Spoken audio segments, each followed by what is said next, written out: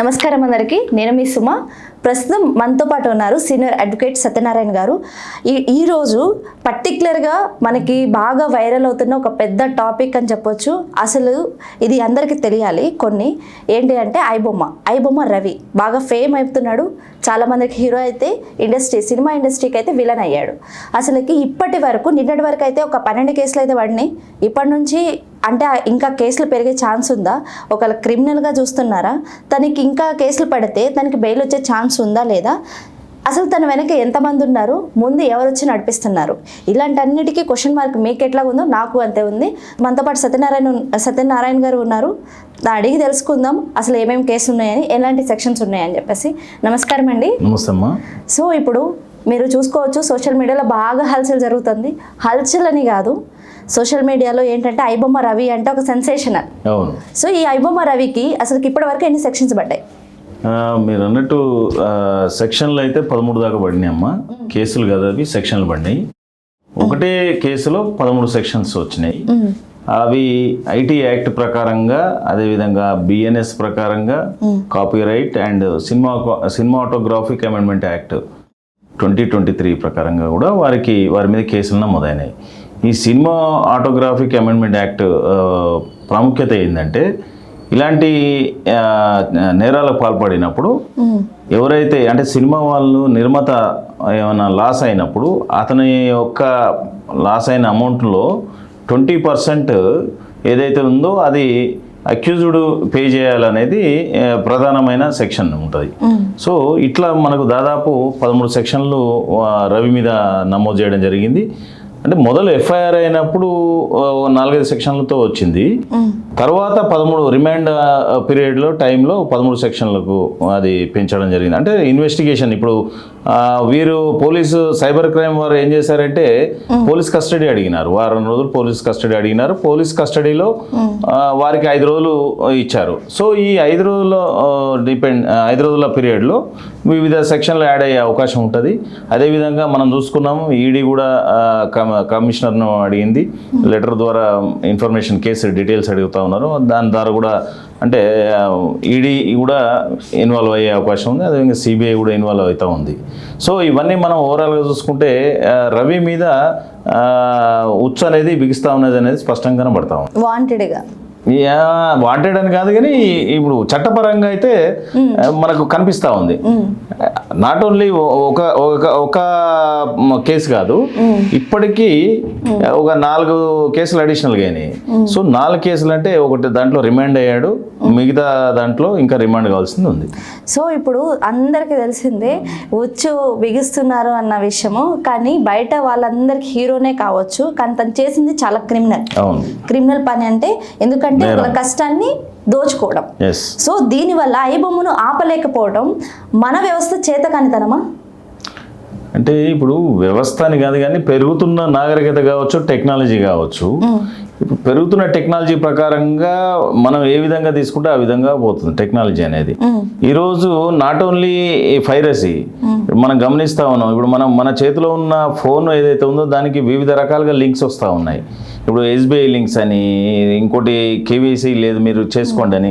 అట్లా ఒక సామాన్య ప్రజానికంలో చదువుకున్నవారు, చదువుకోని వారు అందరూ కూడా మోసపోతా ఉన్నారు ఈ టెక్నాలజీ వల్ల. ఈ క్వశ్చన్ నేను ఎందుకు అడిగాను అంటే, మనం రీసెంట్గా సోషల్ మీడియాలో బాగా హల్చల్ చేసిన ఒక వీడియో, బాగా దాన్ని ఏంటంటే మీమ్ పేజ్ కూడా వాడుతున్నారు. ఏంటంటే ఎవరో ఒకళ్ళు ఐబొమ్మ గురించి ఇట్లాగే వీడియో చేసి పెడితే దాని కింద కామెంట్లో ఐబొమ్మ ఒక్కటి ఆపితే ఇన్ని సైట్లు ఉన్నాయి అని చెప్తున్నారు.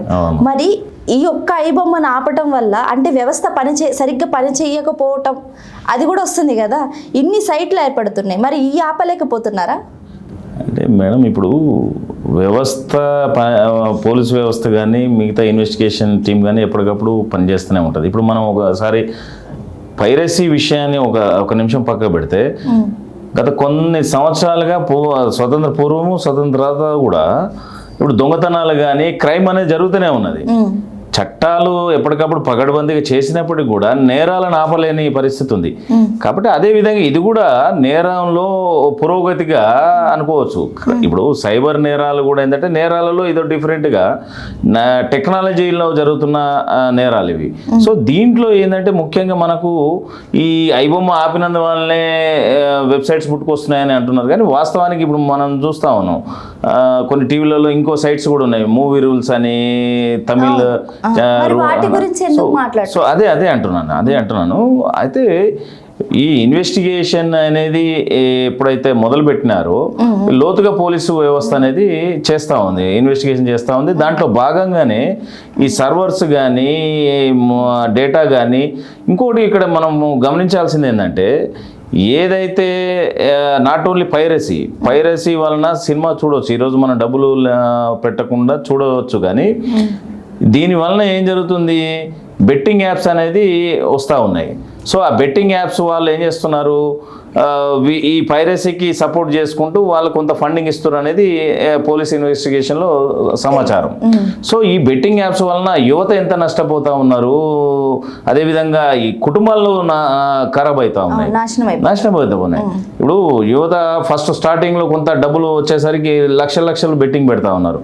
సో దాని వలన నాకు తెలిసినవి కూడా నా క్లయింట్స్ కూడా చాలామంది ఎంతో నష్టపోయారు. అదే కాకుండా ఇప్పుడు ఇంకొక విషయము, వీళ్ళు ఏం చేస్తున్నారు, సైబర్ నేరస్తులు కాల్ చేసి వేరే దేశాల్లో ఉండి కావచ్చు, రాష్ట్రాల్లో ఉండి కావచ్చు, ఫోన్ కాల్ చేసి మీరు ఒక 10,000 5,000 పంపిస్తే మీకు ల్యాక్స్లో మీకు డిపాజిట్ చేస్తామని చెప్పి ఈ విధంగా, అంటే నేరాలు అనేది రకరకాలుగా మారుతూ ఉంది. కాలానుగుణంగా జనాలు అభివృద్ధి చెందాలి, ఆర్థికంగా అందరూ ముందుకు రావాలనేది పక్కన పెడితే నేరాలలో అభివృద్ధి చెందుతూ ఉంది, క్రైమ్ రూపు మార్చుకుంటా ఉంది. అవును. సో ఇప్పుడు ఇంత పెద్ద నేరం జరుగుతుంది, ఐబొమ్మని పట్టుకోవడం ఒక ఛాలెంజ్గా తీసుకుంది పోలీస్ వ్యవస్థ, గవర్నమెంట్ వ్యవస్థ ఏదైనా కావచ్చు. దీని వెనుక ఐబొమ్మ రవి మనం చూసుకుంటే తన తల్లిదండ్రులు కానీ తన బ్యాక్ సైడ్ ఫ్యామిలీ సపోర్ట్ కానీ చూసుకుని ఉంటే తనకు కలిగిన ప్రేరణ ఇదంతా అని మనకి తెలుస్తుంది. నాకు ఈ డబ్బులు సంపాదించాలన్న ప్రేరణ వల్ల నేను చేసుకున్నాను, కానీ పేరెంట్స్కి ఎలాంటి సంబంధం లేదని వస్తుంది. కానీ ఒక్కడి వల్ల ఇదంతా సాధ్యమవుతుందా? దీని వెనక కొంతమంది మనం చూసుకున్నట్లయితే రాజకీయ నాయకులు అండదండలు లేకుండా ఇంత పెద్ద మాఫియా నడుస్తుందా? అది మీరన్న కోణంలో కూడా పోలీస్ వ్యవస్థ ఇన్వెస్టిగేషన్ చేస్తూ ఉన్నది. సరే, మీ వాస్తవం ఏంటంటే ఒకరితోటి అయ్యేది కాదు ఇది. సో ఇంత పెద్ద వ్యవస్థ ఒకరితోటి జరిగేది అంటే మనం చూస్తూ ఉన్నాం, యూకే అని, యుఎస్ఏ అని, అదేంటి కోల్డ్ సర్వర్స్ వేరే దేశాల్లో పెట్టి చేస్తూ ఉన్నాడని. సో ఒకరితో అయ్యేది కాదు. కాకపోతే ఇన్వెస్టిగేషన్లో ఆయన ఏం చెప్తున్నాడు, నేను ఒక్కనే చేసినా అని చెప్తున్నాడు, కానీ వాస్తవానికి ఒక్కరితో అయ్యేది కాదు. ఎందుకంటే ఆయన లోపలుండి బయట ఇంకా నడుస్తున్నాయి. ఎస్బీఐ పోర్టల్ ఇంతకు ముందు మీరు చెప్పినట్లయితే ఎస్బీఐ పోర్టల్లో ఒక లింక్ షేర్ చేస్తే ఇప్పుడు వస్తున్నాయి అవి ఎప్పుడు రవి అరెస్ట్ అయినాక. సో దీని వెనక కుట్ర నడుస్తుంది అందరికి స్పష్టంగా అర్థమవుతుంది. సో దీన్ని బట్టి మీరేం చెప్తారు అంటే ఐబొమ్మ రవి ఒక్కరు తోటి ఇది చేస్తున్నారని మనం చెప్పలేము, కానీ ఇలాంటి వ్యవస్థను ప్రేరేపిస్తున్న వారు కావచ్చు, ఈ వ్యవస్థలో ఉన్నవారు కావచ్చు, చాలా మంది అన్నది మనకు స్పష్టంగా కనబడతా ఉంది. అంతేందుకు రీసెంట్గా మినిస్టర్స్ యొక్క వాట్సాప్లో కూడా హ్యాక్ చేసే పరిస్థితి ఉంది. హైకోర్టు వెబ్సైట్ను కూడా కొద్దిసేపు మనకు ఆపి అంటే హ్యాక్ చేసే పరిస్థితి ఉంది. సో అంటే మనం ఒకసారి గమనిస్తే ఈ నేరాలు అనేది ఎక్కడ పోతున్నాయి. సో దీని మీద ప్రభుత్వాలు చేయాల్సింది ఏంటంటే, ప్రభుత్వాలు ఖచ్చితంగా ఈ నేరాలు, సైబర్ నేరాల మీద కావచ్చు, సైబర్ వ్యవస్థ మీద అంటే టెక్నాలజీ మీద ఒక అవగాహన అనేది ప్రజల్లో తేవాలి.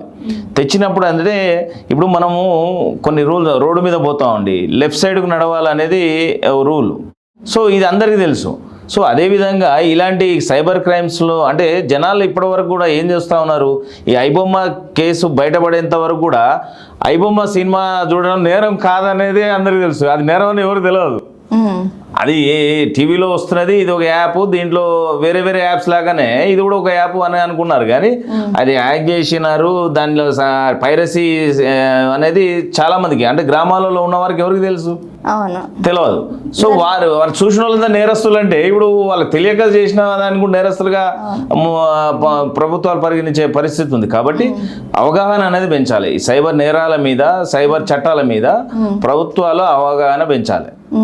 ఇప్పుడు మనం చూసుకున్నట్లయితే ఇది పైరసీ, ఇది కేవలం పైరసీ కాదు, లేదు అంటే ఇది సినిమా ఇండస్ట్రీపై జరుగుతున్న వ్యవస్థీకృత నేరమా, మనం చూసుకున్న ఆర్గనైజ్డ్ క్రైమ్ అని చెప్పేసి అంటాం. సో ఇది ఏంటంటే ఇప్పుడు సినిమా వాళ్ళకి బాగా ఎఫెక్ట్ పడుతుందని అంతా తెలుసు. అసలు ఎందుకు చేశాడు సినిమా వాళ్ళ మీదనే, అంటే ఒక మూవీస్ని ఇంత పైరసీ ఎలా అంటే డే 1 అది రిలీజ్ కాకుండానే ఐబొమ్మలో రిలీజ్ అవుతుంది. అప్పుడు వాళ్ళ మీద చాలా నేరం చేసినట్టే ఉంటుంది. కానీ ఆ బొమ్మ వీళ్ళకి ఎలాగొస్తుంది, ఆ ప్రింట్ అనేది వీళ్ళకి ఎలాగొస్తుంది, అక్కడ ఎవరు లేరు, ఆ సినిమా ఇండస్ట్రీ మొత్తం వాళ్ళని తప్పు పట్టడానికి ఉండొచ్చు. వాళ్ళు కూడా అంటే ఇప్పుడు మనం చెప్పలేము. అదే ఇప్పుడు దేనికైనా మనం ఇప్పుడు ఏ రంగాలను కానీ ఏ వ్యక్తులను కానీ మనం దోషులుగా మనం నిర్ధారించలేము. ఈ ఇప్పుడున్న పరిస్థితులలో this is the initial stage. అంటే ఓన్లీ ఇన్వెస్టిగేషన్ జరుగుతూ ఉంది, ఇంకా లోతైన ఇన్వెస్టిగేషన్ జరగాల్సి ఉంది. కాబట్టి till the filing of charge sheet మనం చెప్పలేము. సో బేసిక్గా ఏంటంటే ఇప్పుడు మీరు ఒక చక్కటి విషయం లేవనెత్తారు. సినిమా రంగం ఏదైతే ఉందో వాళ్ళ స్వయంకృత అపరాధం అని అంటే కొంత భాగం అని చెప్పొచ్చు. ఇప్పుడు మనం ఒకసారి గమనించినట్టయితే సినీ రంగం మొత్తం ఎవరి చేతిలో ఉందమ్మా, ఒక 4-5 నిర్మాతలు అగ్ర హీరోల చేతుల్లోనే ఉన్నది. సో ఇక్కడ చిన్న హీరోలు కానీ చిన్న సినిమాలు కానీ ఆడే పరిస్థితి లేదు. అరే వాళ్ళకు థియేటర్లు దొరికే పరిస్థితి లేదు. ఇప్పుడు సినిమా థియేటర్లు మీ చేతుల్లోనే ఉంటాయి. పెద్ద పెద్ద సినిమాలు మీరే చేస్తారు, నిర్మాతలు మీరే, డైరెక్టర్లు మీరే. సో ఇప్పుడు నష్టపోతున్నాము అని అంటే ఎవరు నష్టపోతా ఉన్నారు? సరే వాడి రవి చేసింది నేరం, దాంట్లో ఎవరు కూడా సపోర్ట్ చేయట్లేదు. యాజ్ ఏ అడ్వకేట్స్గా, జర్నలిస్ట్గా మన ఎవరం కూడా దాన్ని సపోర్ట్ చేయట్లేదు. కానీ ప్రజలు దానికి ఇంత ఆదరణ చెందుతున్నారంటే మీ లోపం కూడా ఉన్నది. ఏ లోపము? మీరు ఇష్టం ఉన్నట్టుగా టికెట్లు రేట్లు పెంచడము, థియేటర్లో మరి ఫుడ్ ఐటమ్స్కు ఇష్టం ఉన్నట్టుగా రేటు పెంచడం. సో ఇవన్నీ కూడా కొంత సినిమాకు సగటు మనిషి సినిమా టాకీస్కి పోయి సినిమా చూసే పరిస్థితి లేకుండా చేస్తూ ఉన్నారు. సో ఇది మీరు లోపం కదా అని నేను అడుగుతా ఉన్నా. కొంతమంది నష్టం మీకు నచ్చితే చూడండి లేకుంటే లేదని. అవును, అదే అంటున్నాం. ఇప్పుడు మీరు నచ్చితే చూడండి లేకుంటే లేదని మీరు ఏదైతే అంటున్నారో, మరి మిమ్మల్ని ఎవడు తీయమన్నాడు సినిమా అంటున్నా నేను. ఇప్పుడు మీరు ఏమైనా జనోద్ధరణకి సినిమా తీస్తున్నారా, లేకపోతే ఏమైనా సందేశం ఇస్తున్నారా? ఇప్పుడు మీరు ఏం చేస్తా ఉన్నారు? సినిమా వలన మీరు బిజినెస్ చేస్తా ఉన్నారు, సినిమా వలన మీరు లాభం పొందుతా ఉన్నారు, సినిమా వలన మీ కుటుంబాలు డెవలప్ అవుతా ఉన్నాయి. కానీ అంతెందుకండి, సినీ కార్మికులకు మీరేం చేసిరని అడుగుతున్నాం మేము. సినీ కార్మికులకు మీరేం చేస్తా ఉన్నారు? అరే నిన్న మొన్నటి దాకా కూడా వారు సినీ కార్మికులు వాళ్ళ వేతనాలు పెంచమని రోడ్ల మీదకి వచ్చిన పరిస్థితి ఉంది కదండి. సో ఇక్కడ కూడా ప్రక్షాళన కావాల్సిన అవసరం ఉన్నది. సినీ ఇండస్ట్రీ కూడా వాస్తవాన్ని తెలుసుకోవాలి. లాభాపేక్షణ కాకుండా, బిజినెస్ పరంగా కాకుండా కళాత్మకంగా చూడాలి. ఇప్పుడు సినిమా అనేది ఒక కళాత్మకమైన, వినోదాత్మకమైన. ఇప్పుడు రేట్లు పెంచడం వల్లే ఐబొమ్మ రవి ఇట్లా చేసినాడు. అతను ఐబొమ్మ రవి అనే అతని ఓన్ లాభాపేక్ష కావచ్చు, లగ్జరీ లైఫ్ కోసము ఏ విధంగా నేను డబ్బులు సంపాదించాలి, ఏ విధంగా చేయాలి అనే దాని మీద ఇప్పుడు ఈ బెట్టింగ్ యాప్స్ ఎవరైతే ఉన్నారో వారితో టైఅప్ అయ్యి కొల్యూడ్ అయ్యి చేసిండు అనేది మనకు కొంత ఇన్వెస్టిగేషన్లో పోలీసు వారు చెప్తా ఉన్నారు. సో ఆయన ఏదో జనాలను ఉద్ధరించాలని చేసింది ఏం కాదు అది, ఆయన ఏదో కాదు. కానీ సో అది అట్లా టర్నప్ అయ్యింది అది. సో డబ్బులు అంటే ఒకటి వచ్చింది. ఇప్పుడు ఐబొమ్మ రవి ఒక కోటి కాదు, 2 కోట్లు కాదు, చాలా కోట్లు అయితే సంపాదించాడని వచ్చింది. తను పట్టుకున్నప్పుడు తన అకౌంట్లో 20 కోట్లు ఉన్నాయి, కానీ 3 కోట్ల వరకే సీజ్ చేశారు. అసలు ఎందుకు మొత్తం సీజ్ చేయలేదు? ఇప్పుడు కొన్ని బ్యాంక్స్ డైరెక్ట్ గా బ్యాంక్స్ కు లెటర్స్ రాసినట్టుగా మనకు తెలుస్తా ఉంది. అదే కాకుండా ఇప్పుడు ఆయనకు 30 నుంచి 35 బ్యాంకులలో కూడా అకౌంట్స్ ఉన్నాయని తెలుస్తా ఉంది. వాళ్ళు సైబర్ క్రైమ్ వారు కూడా వారికి లెటర్స్ రాసి సీజ్ చేయడం జరుగుతూ ఉంది. ఇక్కడే కాకుండా వేరే కంట్రీస్ లో కూడా వేరే కంట్రీస్ లో కూడా ఆయనకు అకౌంట్స్ ఉన్నాయనేది కనబడతా ఉంది. సో ఇది ఒక్క రోజుతో అయిపోయే ఇన్వెస్టిగేషన్ కాదు. ఇది ఒక 4 రోజులు 5 రోజులతో ముగిసిపోయేది కాదు ఇది.